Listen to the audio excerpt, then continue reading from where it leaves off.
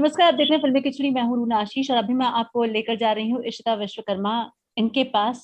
और इनके नाम को इंट्रोडक्शन की कोई जरूरत नहीं है, लेकिन इतना जरूर बोल सकती हूँ कि आवाज में बहुत मिठास है, बहुत सुंदर आवाज है और उतनी ही प्यारी हंसी भी है इन मैडम की। हाउ आर यू, कैसी हैं आप? हेलो, नमस्ते। Thank you so much. मैं बिल्कुल अच्छी हूँ। आप कैसे हैं? बढ़िया बढ़िया, आपकी तो चर्चाएं सुनने में मिलती हैं। अरे उसको सुना क्या, उसको सुना क्या। अरे, थैंक यू। खुश है, हैप्पी है? बहुत खुश हूँ। एंड इनफैक्ट जो लोगों का प्यार है, मतलब मैं ये मानती हूँ कि जो भी आर्टिस्ट होता है हमेशा उनकी ऑडियंस के बिना अधूरा होता है। सो आई फील सो ब्लेस्ड जब मैं लोगों का इतना प्यार देखती हूँ या ऑडियंस का इतना साथ देखती हूँ। सो आई फील सो कॉन्फिडेंट और बहुत मोटिवेटेड फील होता है। And yes, I am so happy. Great. Okay, पहले दिन जब वहां पर आप कदम रख रही थी, बहुत आपकी मदर से भी मेरी बात हुई थी, बहुत आसान परिस्थितियां नहीं थी। आपकी उम्र बहुत कम है ये सब सच्चाइयों को खड़े होकर फेस करने की। सबसे ज्यादा दिमाग में क्या चीज हावी हो रही थी आपके? हावी एक्चुअली, जब तक हम नहीं आए थे स्टेज पे तब तक बहुत सारी चीजें ऐसी हावी मन में हो रही थी कि हम कैसे करेंगे, क्या करेंगे, कैसा होगा अब आने वाला कल, कैसा भविष्य होगा। क्योंकि जिस ट्रेजेडी से हम गुजरे थे वो ऐसी ट्रेजेडी थी कि किसी भी इंसान के लिए कुछ अच्छा सोच पाना कि अब जो होगा बेहतर होगा बहुत मुश्किल होता है। तो हमारे दिमाग में भी यही सब चल रहा था। पर जब मैं स्टेज पर जाने वाली थी, जब मैं बैक स्टेज खड़ी थी, उस वक्त पता नहीं क्यों पर मेरे दिमाग में ना यही सब आ रहा था कि आज तुम जहाँ खड़ी हो ये कभी तुम्हारे मम्मी पापा का सपना था। तो मैंने, मतलब ये चीज मैं बिल्कुल एक्सेप्ट करती हूँ कि ऑडिशन देना या फिर स्टेज पर आना ये एक तरह से मेरा सौभाग्य भी था और दुर्भाग्य भी। क्योंकि पापा का, मम्मी का सपना मैं पूरा तो कर रही हूँ, लेकिन पापा को दिखाने के लिए मेरे पास अब कोई रास्ता नहीं बचा या मैं उन्हें दिखा नहीं सकती। पर आई एम श्योर कि पापा जरूर देख रहे होंगे। और एक चीज जो मैंने उस वक्त, जो मुझे समझ में आया या मुझे ये फील हुआ कि पापा का सपना था कि मैं एक सितारा बनूं। ये नहीं सोचा था कि वो खुद तारा बनने के बाद मुझे सितारा बनते देखेंगे। लेकिन मुझे इस बात की खुशी है कि उनके बाद कम से कम उनके सपनों को मैंने दफन नहीं किया। और जो सपने, जो करियर में आगे बढ़ाने का जो वो जज्बा हमें देते थे, जो मोटिवेशन वो हमें देते थे या जो साथ वो हमारा देते थे, उसको हम खाली नहीं जाने देंगे। और उसके लिए हम और मेहनत करेंगे। और यही सब सोच के मैं उस दिन स्टेज पर गई थी कि अब बस मुझे यही सोच के गाना है कि उनने भले ही बड़े ही कम सालों का साथ हमारे साथ उनका था, लेकिन जितना था उन उस सब को मुझे सार्थक करके दिखाना है। बाप रे। बहुत तभी बात करते हो यार। एक बात मुझे नहीं मालूम, ये सवाल पूछने में मैं भी खुद को कितना स्ट्रांग बनाकर ये सवाल पूछ रही हूँ। जवाब नहीं देना है इशिता, बिल्कुल नहीं दीजिएगा, बिल्कुल। मतलब मुझे ही बुरा लग रहा है कि ऐसे सवाल भी कभी कभी छेड़ने पड़ते हैं एज ए जर्नलिस्ट, लेकिन चूंकि आप कलाकार हैं, चूंकि आपके बारे में बहुत कुछ लोग जानना चाहते हैं, इसलिए मैं सिर्फ अपना फर्ज निभाती हूँ। तो एक बात बताइए, जब कोई शख्स आपकी जिंदगी से चला जाता है तो वो सिर्फ कुछ दिनों का एक होता है ना, जो हमारे यहाँ हिंदू पद्धति से विधि विधान किए जाते हैं, उसके बाद असली मिसिंग शुरू होता है। उस बिल्कुल। मिसिंग को कैसे, उस जो खाई हो जाती है यादों की, उस खाई को कैसे भरती हैं आप और कैसे मुस्कुराती हैं आप? चलिए ठीक है।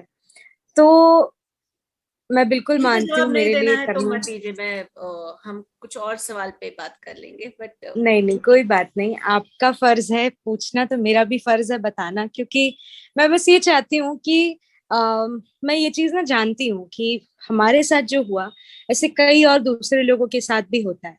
तो अगर मैं अपना कोई एक्सपीरियंस अच्छा शेयर करती हूँ या लोगों से साझा करती हूँ ना, तो यू नेवर नो कि कब कौन आपकी बातों से प्रभावित होके अपने जीवन में कुछ अच्छा कर जाए। तो अगर मेरे इस डर के आगे बढ़ के अगर मैं लोगों को बताती हूँ, या लोगों के जीवन में आगे बढ़ने के लिए एक छोटा सा हिस्सा भी अगर बनती हूँ ना, तो मेरी ये निडरता सार्थक हो जाएगी। तो हाँ, बिल्कुल ये बहुत कठिन होता है। एक लड़की होके जब आप, बिल्कुल साफ स्पष्ट शब्दों में कहूँ तो, जब आप श्मशान पहुंचते हैं जहाँ कोई लड़की नहीं होती, जहाँ पे बहुत ही कठिन वो सब होता है, लोग आपको एक एक करके विधि विधान समझा रहे होते हैं, आप आखिरी बार अपने पिता को देख रहे होते हो। मेरी उम्र भी कोई बहुत बड़ी नहीं है, 19 साल की उम्र में ये स्टेप उठाना मेरे लिए बहुत आसान नहीं था। पर कहते हैं ना, कई बार दुनिया बहुत कुछ सिखाती है। तो सिर्फ पिता को अग्नि नहीं दी थी, अपने डर को भी अग्नि दी थी। 3 दिन बाद जब समेटते हैं तो सिर्फ अस्थियां नहीं समेटी थी, साहस भी समेट लिया था थोड़ा। और मैं एक बात ना, जो मैं मतलब साझा करना चाहती हूँ ऑडियंस के साथ, कि अपने मम्मी पापा को प्राउड फील कराना ना बच्चों की ख्वाहिश होती है, और जीवन में कुछ अच्छा करना ये सपना होता है। लेकिन ये सपने, ये ख्वाहिशें, ये इच्छाएं जब जिद बन जाती है ना, तो फिर रिजल्ट आपको दिखते ही हैं। तो काफी सारे लोग जो वहां थे, उन्हें ये बात मालूम है कि उस वक्त ही मैंने अपने पिता से वादा किया था कि आज हम भले ही ये दिन देख रहे हैं, पर हम हमारे जीवन में अपने आप को बहुत अच्छा बनाकर दिखाएंगे, और आप बिल्कुल चिंता मत करना, आपकी सारी जिम्मेदारियां मैं संभाल लूंगी। तो अरे ठीक बाप रे, मेरी चलिए आगे बढ़ते हैं। सबसे अच्छा मोमेंट कौन सा लगा, किसका कमेंट सबसे ज्यादा पसंद आया? सबसे अच्छा कमेंट अभी तक की जर्नी का रहा है मनोज मुंतशिर सर का, जो उन्होंने मुझे सीता, जो एक फिल्म अभी आने वाली है कन्नौज जी की, उसका प्लेबैक का ऑफर दिया, जो कि मेरे लिए सबसे ज्यादा खुशी की बात थी। क्योंकि मैं आपको अगर फैक्ट बताऊं तो कहीं ना कहीं, जैसे मैं भले ही सबको लगता है बहुत मोटिवेटिंग बातें करती हूँ, बहुत एकदम ऐसा लगता है कि मैं बहुत पॉजिटिव हूँ, बट ऐसा नहीं है। रियल लाइफ में मुझे भी बहुत डर लगता है, मैं भी नॉर्मल। डरती हूँ भी, कई बार एंजाइटी और ये सारी चीजें मुझे भी बहुत सताती है, और सता रही थी इनफैक्ट। कि चलो, जब तक शो चल रहा है, जब तक टीवी पे आ रहे हैं, तब तक तो ठीक है, उसके बाद क्या, शोज करेंगे, शोज चलो वो तो सेकेंडरी चीज है, बट एक फ्यूचरिस्टिक सोच होती है, या एक ऑप्टिमिस्टिक सोच होती है कि आगे बढ़ने के लिए क्या करेंगे। तो उस पे कहीं ना कहीं एक क्वेश्चन मार्क लगा हुआ था, ऐसा लग रहा था कि पता नहीं क्या होगा क्या नहीं होगा। तो जब वो कमेंट मैंने सुना है लिटरली टीवी पर भी, मैं कंट्रोल ही नहीं कर पाई, मैं इतना मतलब आंसू आ गए, खुशी तो मतलब मेरी समा नहीं पा रही थी, मैं इतनी खुश थी। क्योंकि हर एक सिंगर का ना सपना होता है कि कभी अपने आप को वो, अपनी आवाज को कभी वो बड़े पर्दे पर सुन सके, और यही सपना लेके मम्मी पापा भी कई सालों पहले मुंबई आए थे, यही सोच रख के। तो ऐसा लग रहा था जैसे कि एक पूरी, इवन दादा दादी जो मेरे नाना नानी रहे हैं, उनका भी कभी ये सपना था, बट उस जमाने में तो उनको म्यूजिक में ही किसी ने नहीं आने दिया। तो उस दिन वो कमेंट सुन के ऐसा लग रहा था जैसे 3 पीढ़ियों का सपना आज जाके पूरा हो रहा है। सो बहुत बहुत अच्छा लगा वो सुन के, वो मेरा मतलब मेरे लाइफ का बेस्ट कॉम्प्लीमेंट, या कह लो कि वो मेरे जीवन का सबसे बेस्ट कॉम्प्लीमेंट था जो मनोज मुंतशिर सर ने मुझे दिया। ओफ, संगीत कितनी मदद करता है आपको? संगीत कितनी मदद करता है, मैं ये मानती हूँ कि जीवन में कैसे भी उतार चढ़ाव रहे हो, लेकिन अगर आज मैं यहाँ पर हूँ, आज अगर मैं आपसे बात कर रही हूँ और मुस्कुरा के बात कर रही हूँ ना, तो उसके पीछे की वजह ही संगीत है। और love to. Thank you so much. Okay, आपके साथ बहुत सारे लोग हैं, आपके हम उम्र भी है, कोई कम उम्र का भी होगा, कोई ज्यादा उम्र का भी होगा। सबसे ज्यादा मजा किसके साथ आता है? ये अच्छा सवाल है। सबसे ज्यादा मजा किसके साथ आता है? जो हमारे शो के होस्ट हैं अर्जुन बिजलानी, उनके साथ तो मतलब बहुत ही मजा आता है। वो इतना हंसाते हैं ना शो पे, इतना हंसाते हैं कि जिसकी कोई हद नहीं। बट कंटेस्टेंट की अगर बात करें तो सबसे ज्यादा मजा मुझे आता है BS रेड्डी करके एक मैजिशियन है। तो मजा इसलिए आता है क्योंकि उन्हें हिंदी नहीं आती। और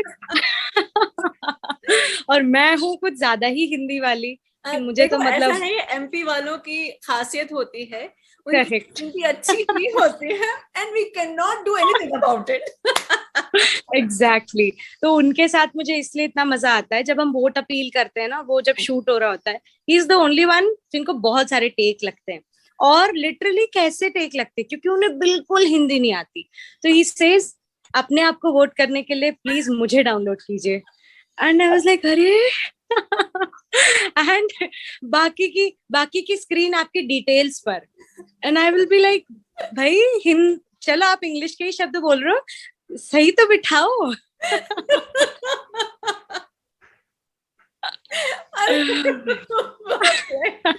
अच्छा, और कोई है जिसने आपको प्रभावित किया हो तो बड़ा अच्छा लगा? क्योंकि देखिए, हर अलग अलग रंग के लोग आए हुए हैं, जो जीते, जो आगे बढ़े, जो रह जाए, वो बात हम परे रखते हैं, क्योंकि वो तो यार उसके लिए जजेस बैठे हैं, उसमें मैं और आप क्या कर लेंगे, और जनता बैठी है वो। लेकिन होता है ना जिसके साथ एक बड़ा अफेक्शन हो जाता है। एक तो रेड्डी साहब है जो आपको खूब हंसाते हैं, और हाँ और वो बताया मैंने। और सबसे ज्यादा मेरे को जिनसे मैं प्रभावित हुई हूँ ना, तो वो एक नीतीश भैया है, नीतीश भारती करके, वो सैंड आर्टिस्ट। तो वो हाँ, तो वो अपने रेत से बना के आपको सिर्फ दिखाते नहीं है, एक कहानी और एक बहुत अच्छा थॉट कन्वे करते हैं। तो वो उन्होंने मुझे काफी ज्यादा प्रभावित किया राइट फ्रॉम द ऑडिशंस। पहले राउंड में से ही उन्होंने जब अपनी कहानी बताई और सारी चीजें, तो मैं आपको अगर बिल्कुल फैक्ट अगर बात कहूँ तो पहले हम ना सिर्फ एक बड़े ही दुखद जोन में थे। ये सोच रही थी जैसे वो वाली मेंटालिटी होती है ना कि अगर एक ग्लास है और उसमें आधा पानी भरा हुआ है आधा खाली है, तो कई लोग होंगे जो ये कहेंगे ये तो ग्लास आधा खाली है। मैं वही वाली कैटेगरी में थी। बट उनके एक्ट को देखने के बाद ना मुझे वो ग्लास में वो आधा भरा हुआ पानी भी नजर आया, क्योंकि उन्होंने माँ का नाम क्यों नहीं करके एक सबसे पहला एक्ट पेश किया था। और जितनी भी माएँ हैं, और एक उनका एक्ट था जो कि विधवाओं के लिए था स्पेशली। तो ये सारी चीजों ने ना मुझे बहुत मोटिवेट किया, और उनके एक्ट को देखने के बाद ना एक नजरिया चेंज हुआ मेरा। और कहीं ना कहीं अगर मैं ये फैक्ट अगर मैं एक्सेप्ट करूं तो चलो IGT तो वो तो एक तरह से मेरे कॉम्पिटिटर कहलाए, लेकिन रियल लाइफ में उन्होंने मुझे मोटिवेट किया अपने आर्ट के थ्रू। और मुझे बिल्कुल ऐसा लगा कि पापा नहीं है, ये बहुत दुख की बात है, और ये खला जो उनकी है वो जीवन में कोई नहीं भर पाएगा। पर मेरे पास अब मेरी माँ है जिनके लिए मुझे बहुत कुछ करना है। धन्य हो देवी। इस उम्र में कहाँ से इतने बड़े बड़े विचार लेकर आए हो। No, it is a beautiful thing. Certainly, I am also a mother. So जब कोई नई जनरेशन का बच्चा ऐसी बातें करता है ना, तो ऐसा लगता है कि हाँ भाई, सब ठीक है, दुनिया अच्छी रहेगी हमारे जाने के बाद भी। सो ब्यूटीफुल, ऐसा ही सोचती रहना, क्योंकि आपके जैसे लोगों की दुनिया में बहुत जरूरत होती है। लड़ने वाले बहुत मिल जाएंगे, चुप कराने वाला, और वो लड़ाई के बाद जब आप शांत बैठते हैं तब आपको हंसाने वाले लोग कम मिलते हैं। सो I am really happy that I met you. Ishita, thank you so much. अभी थोड़ी देर पहले एक रियलिटी शो, चूंकि मेरे यहाँ बहुत ज्यादा जो व्यूअर्स हैं वो उस रियलिटी शो के हैं, इंडियन आइडल के हैं, सो उसमें ऐसा हो गया है कि पवनदीप है, अरुणिता है, जो गाने में बहुत अच्छे हैं। ऐसे में एक नया नाम सामने आता है called Ishita. How do you react to it? मुझे नहीं मालूम आपके सामने ऐसी कोई बात हुई या नहीं, मेरे सामने बहुत बार आती रहती है। इशिता इशिता।